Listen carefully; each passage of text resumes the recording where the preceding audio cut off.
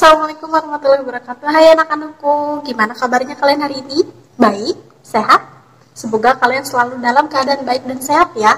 Oh iya, jangan lupa perhatikan protokol kesehatannya. Mulai dari apa? Ya, tuh, mencuci tangan dan juga memakai masker. Mari kita berdoa dulu yuk sebelum kita memulai materi pembelajaran kali ini. Berdoa dimulai. Berdoa selesai. Amin. Oh iya, kalian tapi harus tahu dulu tujuan pembelajaran dari materi kali ini. Langsung aja ya, simak di slide ini. Tujuan pembelajaran kali ini tidak berbeda jauh dengan tujuan pembelajaran yang sebelumnya, yaitu supaya kalian bisa mengenal lebih dekat tokoh-tokoh Wali Songo yang mempunyai peranan besar dalam menyebarkan ajaran Islam di tanah Jawa.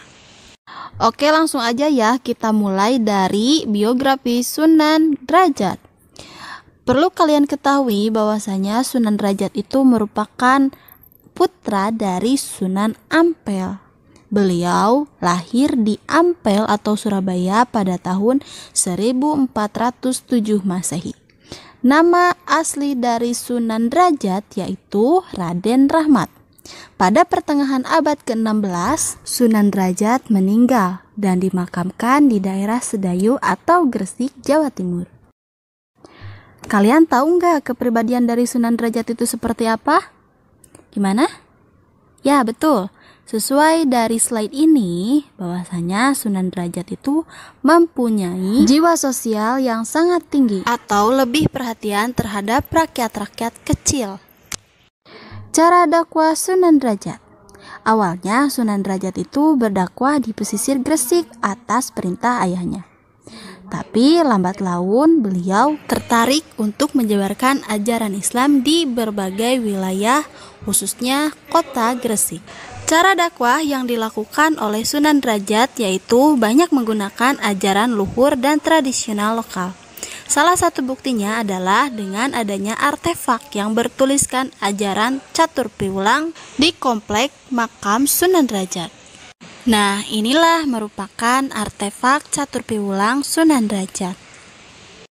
Wali Songo selanjutnya ialah Sunan Kalijaga. Biografi Sunan Kalijaga. Sunan Kalijaga mempunyai nama asli yaitu Raden Masyahid.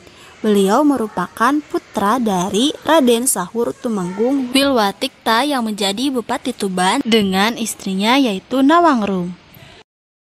Gelar Sunan Kalijaga. Nama dan gelar Sunan Kalijaga antara lain ialah Raden Masyahid atau Raden Syahid, Lokajaya, Syekh Melaya, Raden Abdurrahman, Pangeran Tuban, Kidalang Sida Brangti, Kidalang Bengkok, Kidalang Kumendung, serta Ki Unehan.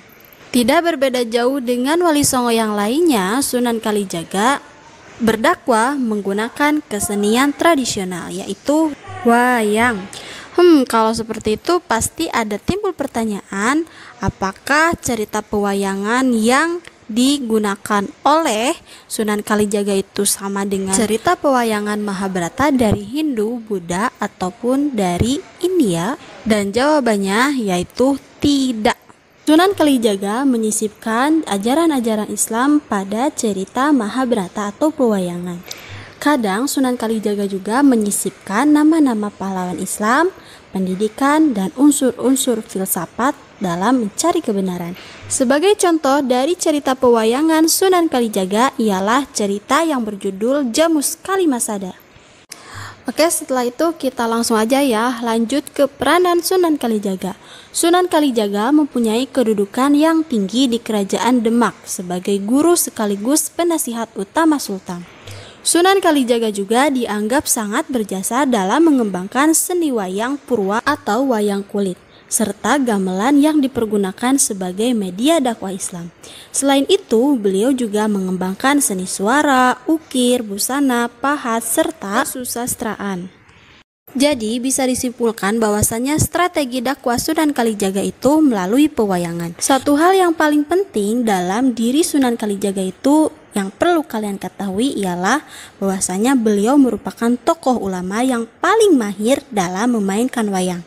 Kemudian ketika memainkan wayang, beliau tidak pernah meminta upah berupa pertunjukan, melainkan mengajak penonton untuk mengikuti atau mengucapkan kalimat syahadatain. Oke, cukup sekian materi pembelajaran kali ini. Semoga kalian bisa mengerti dan juga bisa memaklumi atas segala kekurangan dari materi pembelajaran kali ini. Terima kasih. Wassalamualaikum warahmatullahi wabarakatuh.